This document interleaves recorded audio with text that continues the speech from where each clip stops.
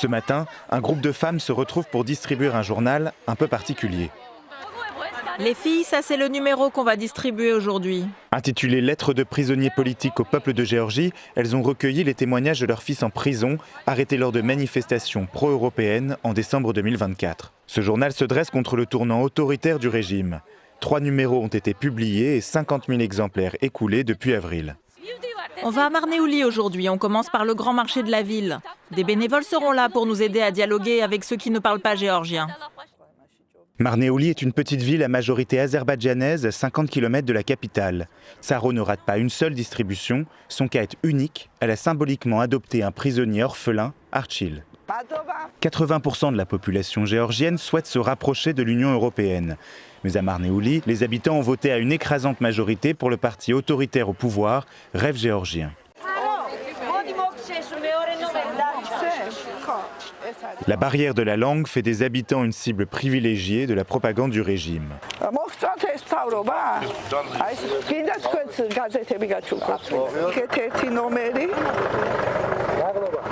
Ils sont nombreux à ne pas vouloir être filmés. D'autres critiquent ouvertement le journal.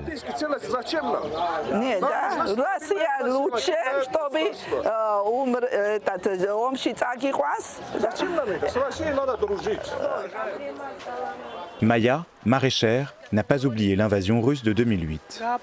Les mères des détenus doivent pouvoir s'exprimer, mais le plus important pour moi, c'est surtout qu'il n'y ait plus la guerre. Après, même si on n'a pas grand-chose pour vivre, ça n'est pas très grave. De retour à Tbilissi, Tsaro rejoint Teona, qui a lancé le journal en soutien aux maires. Ensemble, elles préparent le prochain numéro. J'ai tellement de lettres. Ah, voilà celle d'Archil qui était en haut de la pile. Si la politique ne vous intéresse pas ou que vous pensez que c'est quelque chose de sale, souvenez-vous bien que la politique ne devient sale que quand on pense que ça ne nous concerne pas. Le 28 novembre 2024, l'exécutif gelait les négociations d'adhésion à l'Union européenne. Depuis, les arrestations se multiplient.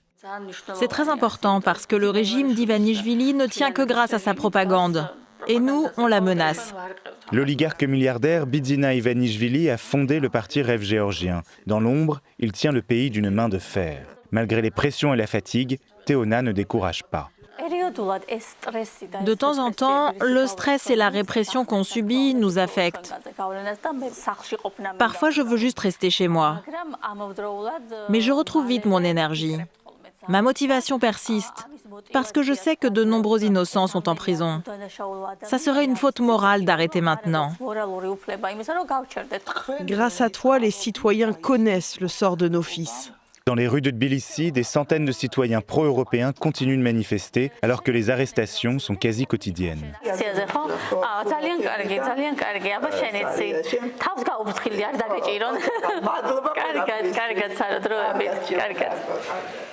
Touche et Tsaro tournent autour d'Archil, qui purge une peine de 4 ans de prison.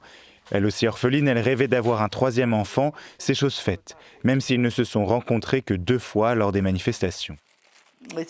Vous savez ce que je ressens face à cette peinture ? Pendant longtemps, je sentais la main d'Archil sur mon épaule, comme si elle s'y était posée, alors qu'en réalité, Archil et moi ne nous sommes jamais touchés. Un amour politique est né. Quand il m'a appelée pour la première fois, j'étais assise et j'ai bondi en courant partout dans l'appartement. Les gens sont surpris que je puisse autant aimer Archil alors que je ne l'ai vu que 2 fois dans ma vie. Mais pour moi, Archil et la patrie, c'est la même chose. Si j'aime ma patrie, comment pourrais-je ne pas aimer Archil ? Alors, Archil, Ils peuvent s'appeler tous les 2 jours pour quelques minutes seulement.